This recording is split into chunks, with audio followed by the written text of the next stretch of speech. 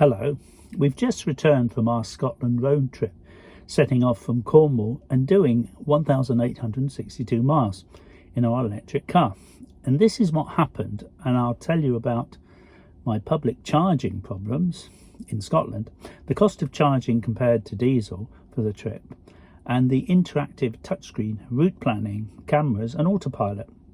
Hi friends, my name's Nigel. I hope you can subscribe and like, and please leave any comments down below. And welcome to any new subscribers. Everyone is extremely welcome, the more the merrier. The easiest part of a road trip is the route planning. Once you tell it where you want to go, and it does everything for you.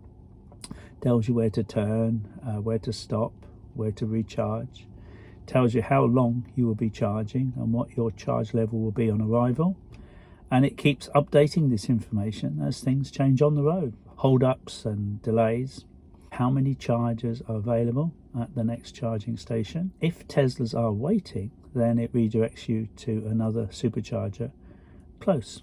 It rarely happens to us, but it did on Sunday returning at the very busy Kiel services. It only has 4 Tesla superchargers and it desperately needs more. Yes. Touchscreen redirected us to Trentham services that has 8 chargers. Because it meant leaving the motorway, Jennifer could see a bit further down the M6 at Hilton Park, southbound, the way we were going, the Tesla supercharger had 12 chargers and most were available. So we didn't need to leave the motorway, which was ideal. It's always best if you don't leave the motorway on a road trip. So Jennifer selected it as our supercharging stop, and we could see there was plenty of charge left in our car on arrival. It was predicting over 10%, which was fine. Now the car started conditioning the battery before we arrived to improve the charging speed. As you know, at Tesla you only reverse into the charger and plug in. No need to do anything else except relax, get some refreshments, stretch your legs or visit the loos. At the top of Scotland, before we caught the Orkney ferry, we did use the Gridserve at John O'Groats. There's just one there, very expensive, and we topped up before going to Orkney just in case. It is very expensive, almost twice the price of Tesla, which is a big shame because a few years ago they were within a few p of Tesla prices, but now they are very expensive. The good thing is that they are contactless and they're simple to use and they're pretty reliable. When we got to Cornwall, we used 3 destination chargers at the gin distillery and coffee shop. The free electric charging is always nice, so check it out if you're in there. They do a great coffee and you can buy some gin.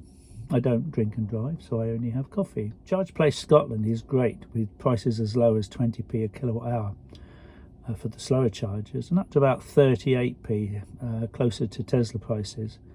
For the faster chargers. I don't know of a charger in England as low as 20p a kilowatt hour, but they should be to encourage more people to have electric cars.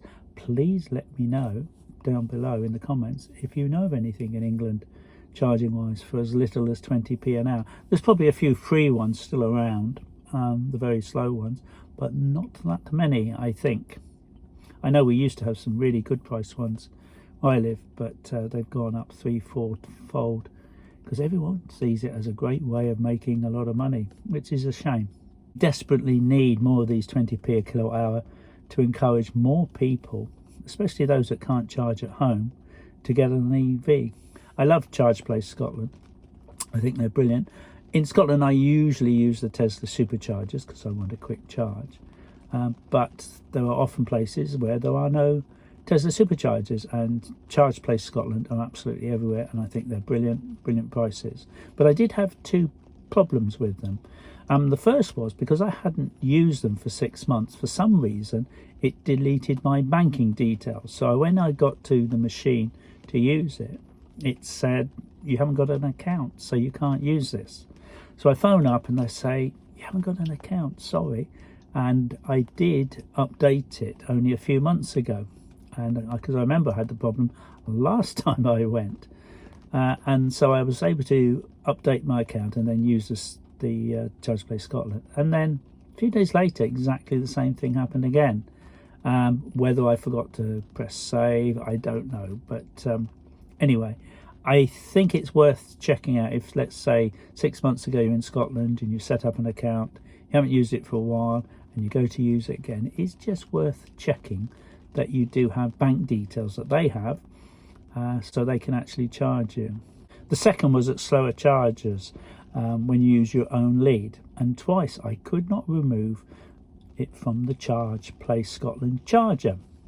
I know on the Tesla, if you can't remove it from your Tesla, there's a manual lever inside the boot on the left hand side that you can pull. So I had to phone Charge Place Scotland twice, and the Tesla lead was eventually released, but it did take a little while.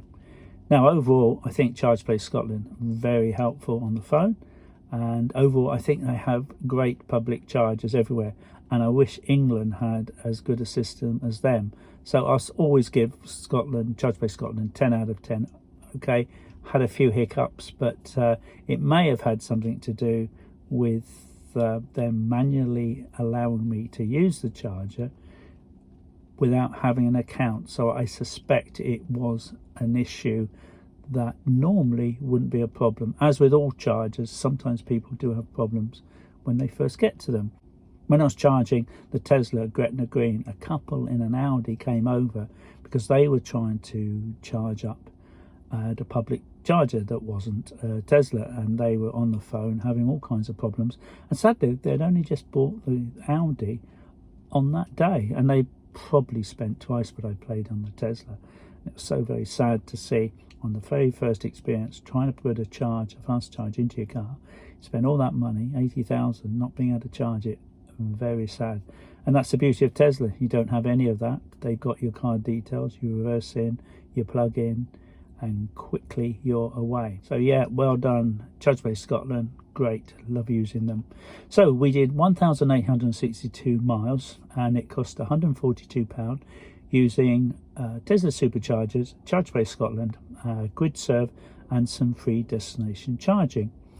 And it cost overall 7.5p a mile. Now, if I compare that to my Audi A3 I had before the Tesla, it averaged 45 miles per gallon, which is a pretty average for a diesel. And at £6.15 a gallon, the cost would have been £254, costing over 13p a mile. So therefore, diesel is almost, but not quite, double the price of Tesla superchargers for those people who think it's cheaper to run a diesel car or van or anything for that matter. So if we compare Charge Place Scotland to the cost of diesel, it's between a third and half the price of diesel, as I like to regularly crunch the numbers and figure it all out. Charging at home is between 1/10 and a quarter the price of diesel at the pumps, depending on your nighttime electric supplier rate. So the Tesla Model 3 is a very comfortable car to drive, especially on a long road trip. The autopilot and cruise control needs common sense. For example, using either on a busy wet motorway I don't recommend, as water can introduce the effect known as phantom braking, as the camera view is distorted by rainwater. A dry, quieter dual carriageway is the ideal time and makes driving more enjoyable, and I love using it in good conditions, but they really do have to be good conditions. Thanks very much for getting this far. I hope you can like if you did, and hope you can subscribe if you haven't already. Please leave a comment below, and don't forget to take your reusable mug wherever you go, and see you next time. Please drive safely. Take care. Bye.